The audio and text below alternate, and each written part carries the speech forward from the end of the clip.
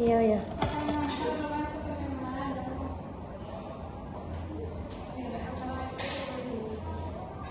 Baiklah, Assalamualaikum warahmatullahi wabarakatuh. Alhamdulillahirabbil alamin, wassalatu wassalamu ala asyrofil anbiya'i wal mursalin wa ala alihi washabihi rasulillahi ajma'in. Pertama dan terutama sekali marilah kita ucapkan satu dan syukur kita atas kehadirat Allah Subhanahu wa taala yang mana kita dapat mengikuti perkuliahan pada hari ini. Baiklah, saya Junita dengan NIM 23129325 diamanahkan sebagai moderator pada seminar kali ini. Kemudian ada anggota seminar kami yaitu Hanifah, Helen, Sisri Anggara Kema, Salsabila, dan Farah Muhammadiyah. Selanjutnya, pembacaan seminar pertama yang akan dibacakan oleh Hanifah. Kepada Hanifah dipersilakan. Baik, terima kasih kepada moderator. Untuk materi pertama akan saya jelaskan yaitu mengenai latar belakang. Di kemajuan ilmu pengetahuan dan teknologi di era digital telah memberikan dampak yang besar terhadap dunia pendidikan, terutama dalam proses pembelajaran di sekolah dasar. Pola pembelajaran yang sebelumnya didominasi oleh guru kini bergeser pada siswa. Perubahan ini menuntut adanya kreativitas dan inovasi dalam pemanfaatan alat peraga serta media pembelajaran agar kegiatan belajar menjadi lebih menarik, kreatif, dan inovatif. Dalam konteks ini, alat peraga dan media pembelajaran berfungsi sebagai sarana pendukung yang mampu membantu siswa dalam memahami materi pembelajaran, khususnya konsep-konsep yang bersifat abstrak sehingga menjadi lebih nyata dan mudah dipahami. Next.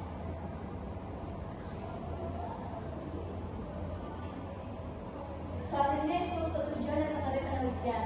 Pada metode penelitian ini kami menggunakan pendekatan kualitatif deskriptif.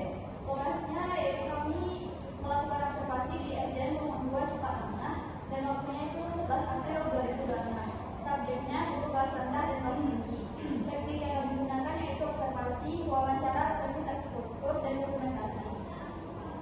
Untuk tujuan penelitiannya yaitu mengkaji konsep dasar alat peraga dan media pembelajaran, mengidentifikasi kendala yang dihadapi guru di lapangan, menganalisis permasalahan secara kritis, serta merumuskan solusi untuk meningkatkan kualitas pembelajaran. Sekian dari saya kembalikan kepada moderator. Baiklah, terima kasih kepada Hanifah. Selanjutnya pembacaan seminar kedua yang akan dibacakan oleh saudari Helen. Kepada Helen dipersilakan.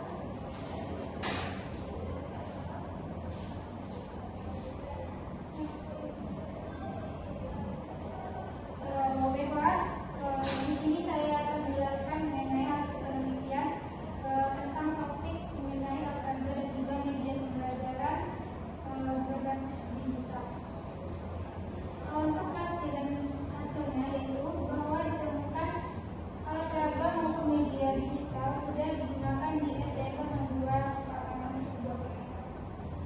Nah, jenis alat peraga ini cukup beragam, mulai dari pada mata pelajaran matematika seperti menggunakan model-model rangka, kemudian model-model pada balok, dan juga masih banyak jenis alat peraga yang digunakan. Kemudian untuk jenis media digital yang digunakan, di sini juga guru sudah menggunakan media berbasis teknologi seperti presentasi PowerPoint atau PPT, kemudian video pembelajaran, serta permainan edukatif yang diakses melalui HP dan siswa tersebut. Nah, untuk jumlah rombongan belajar di SDN 02 Cipatanah ini termasuk sama banyak, yaitu dari kelas 1 sampai dengan kelas 6 masing-masingnya memiliki 4 rombongan belajar, sedangkan untuk kelas 5 dan 6 memiliki 3 rombongan belajar.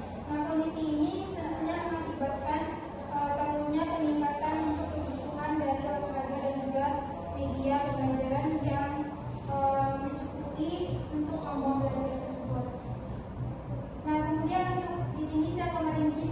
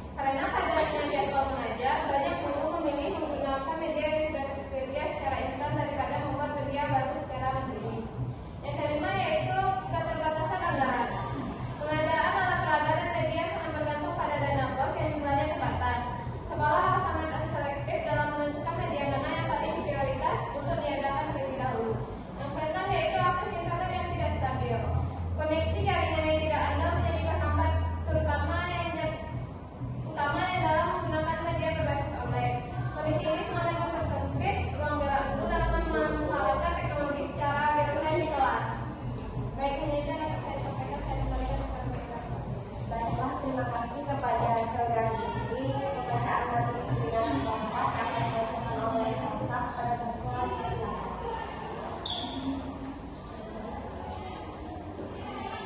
Baik, selanjutnya, karena ada kendala yang kami dapati di sekolah 02 Patana, ada pun solusi yang direkomendasikan yakni yang pertama, optimalisasi perangkat digital.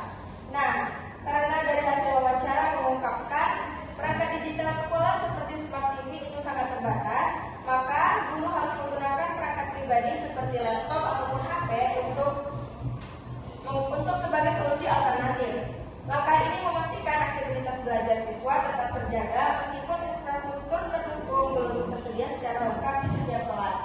Nah, solusi yang kedua yakni media berbasis offline. Pemanfaatan media berbasis offline ini menjadi solusi yang paling strategis dalam menjamin kelancaran proses belajar siswa. Sebagai langkah antisipasi, pendidik dapat melakukan persiapan dengan mengunduh materi ajar seperti video edukasi ataupun salinan presentasi yang memadai sebelum kegiatan kelas dimulai. Nah, solusi yang selanjutnya yakni mengadakan pelatihan guru yang berkelanjutan seperti webinar, seminar dari rutin, ataupun meningkatkan literasi digital agar guru relevan dengan kebutuhan di zaman ini. Nah, solusi yang keempat yakni manajemen waktu yang terstruktur. Jadwal pengembangan media, memanfaatkan media wasteful untuk efisiensi waktu persiapan. Selanjutnya, solusi yang terakhir yakni ada pun perencanaan anggaran BOS. Nah, perencanaan anggaran BOS ini sangat efektif dalam penyediaan media pembelajaran. Hasil wawancara menekankan pentingnya perencanaan strategis dalam mengidentifikasi jenis alat peraga yang menjadi sarana dari sekolah. Pemanfaatan anggaran yang tepat menjadi langkah krusial untuk memenuhi kebutuhan media pembelajaran secara optimal. Baik, sekian solusi yang dapat saya sampaikan. Saya kembalikan kepada mereka. Baiklah, terima kasih kepada saudari Salsa. Pembacaan materi seminar yang kelima yang akan dibacakan oleh saudari Farah pada tangan silakan.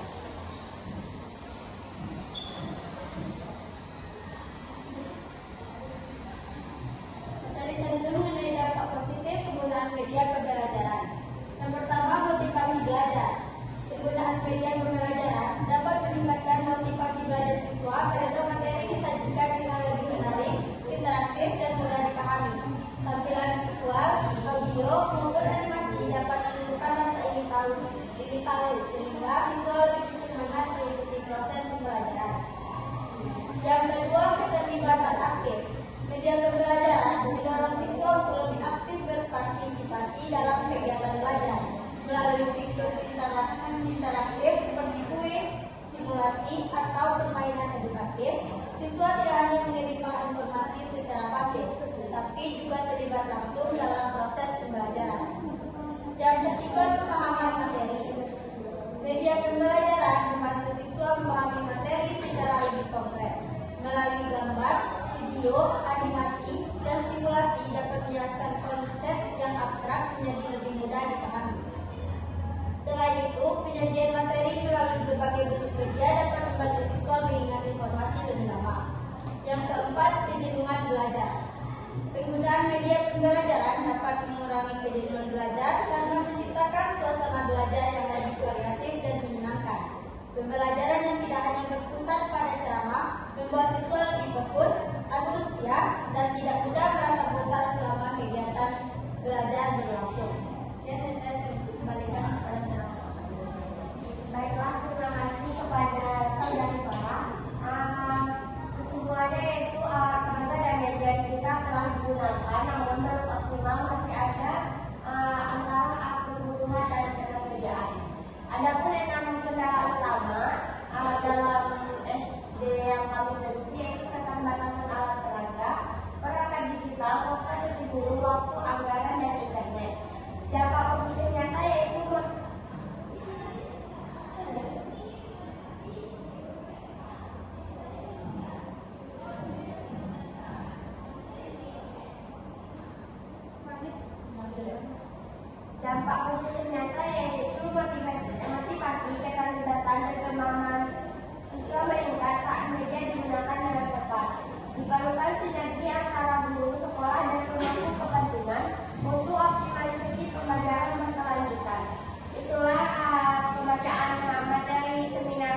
kali ini. Kalau ada salah dan kami mohon maaf. Dan silakan menikmati snack yang sudah kami sediakan. Kami tutup dengan Assalamualaikum warahmatullahi wabarakatuh.